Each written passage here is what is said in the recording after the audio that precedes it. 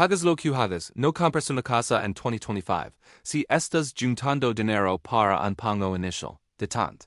Si tienes una pestaña abierta de Zillow ahora mismo, charala. Si crees lo mentira, reconfortante de que los bienes raíces solo saben. Estás a punto de aprender una lección que podría llevarte a la bancarrota durante una década. Porque mientras los medios de comunicación convencionales patrocinados por la Asociación Nacional de Agentes Inmobiliarios te dicen que las tasas de interés bajan, y que el mercado se está estabilizando, el capital más inteligente y despiadado del mundo está haciendo algo muy diferente. Se están dirigiendo hacia la salida. Durante los últimos 4 años nos aumentaron a la fuerza con una narrativa específica. Nos dijeron que instituciones como BlackRock, Vanguard, State Street y Invitation Homes estaban comprando cada vivienda unifamiliar en Estados Unidos para convertirnos en una subclase permanente de inquilinos. Durante un tiempo eso fue cierto. En 2021 y 2022, los inversionistas institucionales compraron el 24% de todas las viviendas unifamiliares vendidas. Abrieron vecindarios en Atlanta, Phoenix y Charlotte, pagando todo en efectivo, ofertando $50,000 por encima del precio de venta, y renunciando a las inspecciones. Te dejarán fuera de tu propio sueño americano. Pero a finales de 2024 y principios de 2025, la música se detuvo. La compra no solo se desaceleró, se revirtió. Ahora están descargando silenciosamente carteras de viviendas, específicamente en los estados del Cinturón del Sol. Porque el administrador de activos más grande del mundo. Una empresa que administra $10 billones, MSQ el PIB de Alemania y Japón combinados, dejaría repentinamente comprar la clase de activos supuestamente más segura de la historia. Porque están vendiendo cuando los precios están en máximos históricos. La respuesta es aterradoramente simple. Ven los datos que tu agente inmobiliario local está demasiado poco educado para entender o demasiado asustado para mostrar. Ven el precipicio de 2026. Al igual que los bancos de inversión en Argentina sabían que los bonos hipotecarios de alto riesgo eran basura tóxica mientras se los vendían a fondos de pensiones desprevenidos. Hoy, las instituciones saben que el mercado inmobiliario está matemáticamente roto. Saben que una ola masiva de oferta está a punto de inundar el mercado en el momento exacto en que la demanda se evapora. Están liquidando sus posiciones ahora para poder comprar telas de vuelta por centavos de dólar en 2027. Esto no es una corrección. Esto es un evento de liquidación. En esta inmersión profunda, voy a exponer los 5 golpes mortales que desencadenaron el colapso de 2026. Veremos los meros internos que BlackRock está analizando, el colapso del sector comercial, el éxodo de seguros y el inventario en la sombra, oculto que nadie está contando. Y lo más importante te mostra exactamente cómo posicionar para no solo sobrevivir este colapso, sino para usarlo para construir riqueza generacional. Bienvenido al final de la burbuja inmobiliaria 2.0. Para entender verdaderamente por qué ardiardo es el año en que el piso se tienes que entender la brecha de asequibilidad y por qué es matemáticamente insostenible. A menudo comparamos hoy con 2008, pero la realidad es en realidad peor. En 1929, antes de la Gran Depresión, la vivienda era cara en relación con los salarios, pero la deuda era baja. En 2008, durante la burbuja de las hipotecas de alto riesgo, la vivienda estaba sobrevalorada, pero el crédito era gratuito. Podías obtener un préstamo sin trabajo, sin ingresos y sin activos. En 2025 tenemos lo peor de ambos mundos. Tenemos los precios más altos de la historia combinados con el costo de endeudamiento más alto en una generación. Ahora mismo, el precio medio de una vivienda en Estados Unidos ronda los $420,000. El ingreso medio del hogar es aproximadamente $75,000. La relación entre el precio de la vivienda y los ingresos ahora es superior a 5.5. Históricamente, un mercado saludable se sitúa en una relación de 3.5. Cualquier cosa por encima de 4 es una burbuja. En 2008, en el pico absoluto de la locura antes de que el mundo colapsara, Esa relation alcanzó silencio. Ahora estamos significativo en MS altos que el pico de 2008. Para el precio es solo la mitad de la historia. El verdadero asesino es el pago mensual. En 2021, si comprabas una casa de $400,000 con una tasa hipotecaria del 3%, tu pago de principal y intereses era aproximadamente $1,700 al mes. Eso era manageable para una familia de clase media. Hoy, en 2025, con tasas oscilando entre 6.5% y 7%, y esa misma casa, que ahora cuesta $500,000 debido a la inflación, te cuesta casi $3,500 al mes. El costo de pasar las mismas 4 paredes se ha duplicado en solo 4 años. Los salarios no se han duplicado. Esto significa que el grupo de compradores se ha diezmado. BlackRock emplea los matemáticos y analistas de riesgo más inteligentes del mundo. No operan con sentimientos, nostalgia o el sueño americano. Operan con margen. Para un inversionista institucional, una casa es solo un bono que paga alquiler. Eso es todo. Es un instrumento de rendimiento. Cuando las tasas de interés estaban cerca de 20%, comprar una casa que pagaba un rendimiento de alquiler del 4% o 5% era un movimiento genial. Era arbitrage de dinero gratis. Pedían prestado al 2% y ganaban al 5%. Pero la realidad económica se ha invertido. Hoy, puedes comprar un bono del tesoro de EU, libre de riesgo que paga 4.5% a 5%. Puedes hacer clic en un botón y obtener rendimiento garantizado por el gobierno de EU, sin techos con goteras, sin moratorias de desarrollo, sin impuestos a la propiedad, sin aumentos de seguro. Porque un multimillonario o un fondo de cobertura lidiaría con los dolores de cabeza de los bienes raíces para obtener un rendimiento neto del 3% o 4%. Cuando pueden hacer 5% sin hacer absolutamente nada, esto se llama apalancamiento negativo. El costo de la deuda ahora es más alto que el rendimiento del activo. Cada mes que mencionan estas propiedades, están perdiendo valor en términos reales contra la inflación y el costo de oportunidad. Así que están rotando. Están desecando inventario. Pero no pueden descargarlo todo a la vez o el mercado colapsaría instantáneamente, destruyendo el valor de su propia cartera. Así que lo están haciendo lentamente, sistemáticamente, vendiendo a inversionistas minoristas desprevenidos, vendiendo de ti. Pero las matemáticas rotas de la asequibilidad son solo el combustible. Una pala de madera no arde sin una chispa. Necesitamos un catalizador. Y es catalizador viene de un sector que la mayoría de los compradores de viviendas residenciales ignoran, bienes raíces comerciales. La mayoría de la gente piensa que el mercado de viviendas residenciales y el mercado de bienes raíces comerciales son dos mundos diferentes. No lo son. Son gemelos siameses unidos por el corazón, y el corazón es el sistema bancario regional.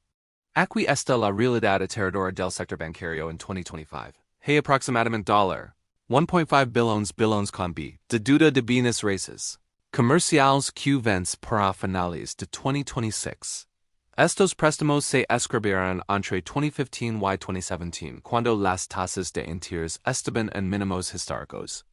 Ahora, estos propietarios de edificios, las entidades que posen las torres de oficinas, los centros comerciales y los hoteles, tienen que refinanciar esa deuda.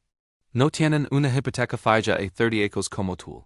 Tienen pagos globales. Tienen que obtener un nuevo préstamo a las tasas de hoy del 7% y 8%. Pero hay un problema fatal. Los edificios están vacíos. El trabajo remoto es permanente. Las tasas de vacancia de oficinas en las principales ciudades están en máximos históricos, entre 8% y 5%. Porque los edificios están generando menos ingresos, valen entre 40% y 50% menos de lo que valían hace 5 años. Cuando los propietarios van al banco a refinanciar, el banco dice: Lo siento. Tu edificio vale menos que el monto del préstamo. Paganos 50 millones en efectivo para cubrir la diferencia, o tomamos las llaves. Los propietarios no tienen el efectivo. Devolverán las llaves. Esto te importa por cuantín esta deuda tóxica. No son los bancos demasiado grandes para caer como JP Morgan. Son los bancos regionales. Los bancos pequeños y medianos que sirven a tu comunidad local tienen el 70% de todos los préstamos de bienes raíces comerciales en Estados Unidos. Cuando estos préstamos incumplen en olidas durante 2025 y 2026, estos bancos se volverán insolventes. Cuando un banco regional está luchando por su propia supervivencia, tratando de reforzar su balance contra incumplimientos comerciales, dejan de prestar, dejan de escribir hipotecas, dejan de dar líneas de crédito a los constructores de viviendas. Endurecen los estándares de crédito tan agresivamente que a menos que tengas un puntage de crédito de 800 y un pago inicial del 40%, efectivamente no puedes comprar una casa. Esto se conoce como una crisis de crédito. Incluso si quieres comprar una casa en 2026, no podrás conseguir el dinero porque la plomería del sistema financiero estará obstruida. En bienes raíces, cuando los compradores desaparecen debido a la falta de crédito, los precios no solo bajan, colapsan. BlackRock ve venir esta crisis de liquidez. Por eso, están cobrando antes de que la liquidez se agote por completo. Pero una crisis de crédito toma tiempo para sangrar a través del sistema. Hay otro desastre que está sucediendo mucho más rápido. Es el colapso del propietario amateur, y el airbust. En 2020 y 2021, todos se convirtieron en inversionistas inmobiliarios. La narrativa era simple. Compra una casa, ponla en Airbnb y retírate a los 25. Miles de personas comunes se apalancaron hasta las sayas para comprar segundas, terceras y cuartas casas usando préstamos DSCR, préstamos basados en los ingresos de alquiler proyectados de la propiedad, no en su salario. Pero ahora el oro se ha ido, y solo queda la duda. Ahora hay una sobresaturación masiva y histórica de alquileres a corto plazo. En mercados como Phoenix, Austin y Nashville, jamás Airbnbs listados que casas en venta. Simultáneamente, el consumidor está quebrado y los viajes se están desacelerando. Este es el airbust. Los anfitriones que ganaban $5,000 al mes en 2022 ahora están ganando $1,000 al mes. Si la crisis bancaria y el colapso de Airbnb no fueron suficientes, hay un tercer golpe mortal. Y a diferencia de los otros, este es permanente. Porciones de Estados Unidos se están volviendo efectivamente no asequibles. Este es el asesino silencioso del valor de los bienes raíces. En Florida y California, las principales aseguradoras como Farmers y State Farm se han retirado o dejado de escribir nuevas pólizas debido a los riesgos climáticos.